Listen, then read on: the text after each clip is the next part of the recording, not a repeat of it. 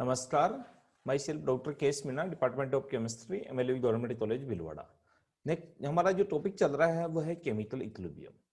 तो chemical equilibrium में हम लोग डिस्कस किया था केमिकल इक्विलिब्रियम क्या होता है, इक्विलिब्रियम कांस्टेंट क्या होता है और इक्विलिब्रियम कांस्टेंट के बाद में लासाटेले प्रिंसिपल क्या है। अब भौतिक परिवर्तन के समय लासाटेले प्रिंसिपल की एप्लीकेशंस क्या है, क्या क्या उपयोग है। तो Le Chatelier principle of the equilibrium involving the physical changes. रासायनिक अभिक्रिया में समान ही विभिन्न भौतिक परिवर्तन भी साम्य में ही लासाटेले के नियम का प्रयोग किया जाता है, यानी उसके सिद्धांतों का उपयोग होता है। सबसे पहले ठोस के गलनांकों पर दाब का प्रभाव, effect on pressure on the melting point of solids. जब कोई भी ठोस पदार्थ पिघलता है तो ठोस और द्रव अवस्थाएं साम्य में होती है। जब ठोस पिघलता है तो उसके आयतन में वृद्धि होती है और किसी भी तंत्र का दाब बढ़ने से उसके आयतन में कमी होती है। अतः उच्च दाब पर पदार्थों के गलनांक भी उच्च होते हैं। कुछ ठोस ऐसे भी होते हैं जिनका पिघलने का आयतन कम होता है, जैसे बर्फ है।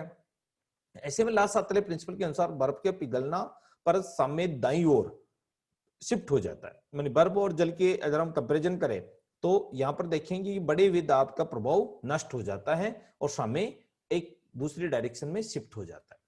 द्रवों की वाष्पीकरण पर ताप और दाब का प्रभाव, effect of temperature and pressure on the vaporisation of liquids. जब वाष्पीकरण होता है तो निम्न अवस्थाएं देखने को मिलती है। द्रव किस में बदलता है? वाष्प में बदलता है। इस वाष्पीकरण में उष्मा का अवशोषण होता है और आयतन में वृद्धि होती है। अर्थात यदि साम्य अवस्था पर ताप बढ़ा दिया जाए तो उसके प्रभाव को नष्ट करने के लिए अधिक मात्रा में द्रव उष्मा का अवशोषण करके वाष्पीकृत हो जाएगा। दाब बढ़ने पर अधिकांश वाष्प संघनित होकर द्रव में बदल जाएगी और द्रव वृद्धि का प्रभाव नष्ट हो जाएगा।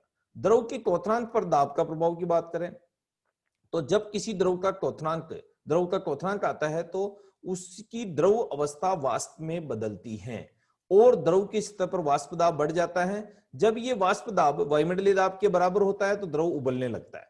ऐसी साम्य अवस्था पर यदि दाब को बढ़ा दिया जाए तो द्रव की सतह पर दाब बढ़ जाता है। इस प्रभाव को नष्ट करने के लिए द्रव के वाष्पीकरण की गति कम हो जाती है। इसे बढ़ने के लिए हमें अधिक ऊर्जा देनी होगी, यानी कि उसका क्वथनांक बढ़ जाएगा।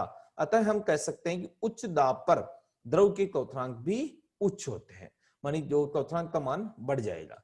ठोस की विलेयता पर ताप का प्रभाव, कुछ ठोस इस प्रकार होते हैं कि उन्हें यदि जल में घोला जाए तो उष्मा मुक्त होती है, अन्य ठोस जल में घुलने पर उष्मा अवशोषित होती है। यदि इन ठोसों का विलयन बनाते समय ताप को बढ़ा दिया जाए तो लासाटेले के नियम के अनुसार इस ताप में वृद्धि का प्रभाव को नष्ट करने के लिए उष्मा मुक्त करने वाले ठोसों की विलेयता कम होगी, उष्मा अवशोषित करने वाले ठोस की विलेयता बढ़ जाएगी।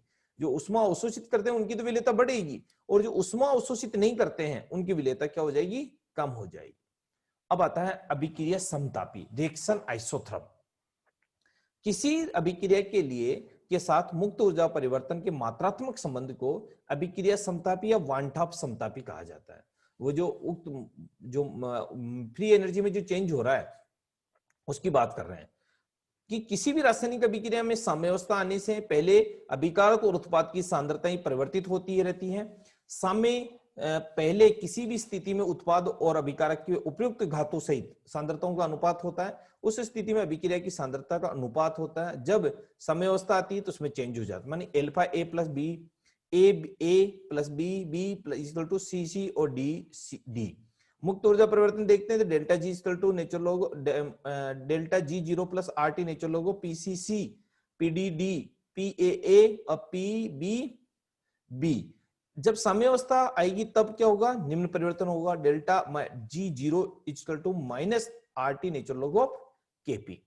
तो delta G zero equal to minus R T natural log of KP plus R T natural log of PC. ये इक्वेशन वैल्यू यहाँ पुट अप कर दी। Delta G equal to R T नीचे लोगों केपी प्लस ये इसकी QP एक quantity दे दिया, इसकी पूरी वैल्यू को तंत्र की अवस्थाओं की व्याख्या करने वाले गुणों को अभिक्रिया फलक केपी इक्वल टू साम्यावस्था फलक हो गया। Delta G equal to minus R T natural log KP upon QP, अर्थात delta G equal to R T natural log QP upon KP अभिक्रिया समतापी है। इससे ये कह सकते हैं इस इक्वेशन से अभिक्रिया कैसे हमारी समतापी है। रिएक्शन आइसोकेयर सम आयतनिक अभिक्रिया में क्या करेंगे? अगर सम आयतनी उपरोक्त अभिक्रिया समतापी में यदि गिब्स समीकरण को मिला दिया जाए तो वह अभिक्रिया सम आयतनिक या वांट हाफ आइसोकोर कहलाती है। अर्थात delta G zero plus equal to minus R T natural log of K P, delta G zero equal to delta H zero minus T delta S zero. दोनों समीकरण को मिलाने पर delta H zero minus T delta S zero equal to minus R T natural log of K P, natural log of K P equal to minus delta H zero upon R T plus delta S zero upon R.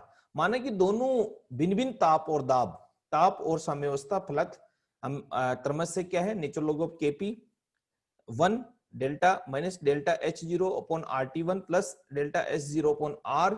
इसी तरह natural log of KP two delta H zero minus delta H zero plus R T plus delta S upon R. तो इस equation को हम लोग आगे बढ़ाएंगे और इस इक्वेशन को natural log of KP two के लिए और KP two minus KP one करेंगे। KP two minus KP one करने पर minus delta H zero upon R one upon T two minus one upon T one, अर्थात natural log of KP upon KP two upon KP one equal to delta H, ये वाली equation हो जाएगी। और ये equation जो निकल के आती है इस अभिक्रिया को बोलते हैं, इस इक्वेशन को बोलते हैं सम आयतनीय वांट हाफ आइसोकोर इक्वेशन। इस समीकरण में किसी एक ताप पर यदि साम्यावस्था फलन ज्ञात हो तो अन्य ताप पर परिकलन किया जा सकता है। इसका हम एक न्यूमेरिकल लेते हैं। ये एक अभिक्रिया के लिए मान 3.0 है, वही मान 773 पर 4.0 है। अभिक्रिया के लिए मानक एंथैल्पी की गणना कीजिए, आर की वैल्यू दे रखी है, log of kp1 upon kp2 minus delta H zero upon 2.303 R T2 minus T1 upon T1 T2। इसमें वैल्यू पुट अप हम कर देंगे और इक्वेशन को सोल्व करेंगे तो minus delta H zero equal to 12,450 joule या डेल्टा जीरो इक्वल टू, इसको चेंज करके किलो जूल में चेंज कर देंगे तो ये वैल्यू हमें इसमें देखने को मिलती है। धन्यवाद।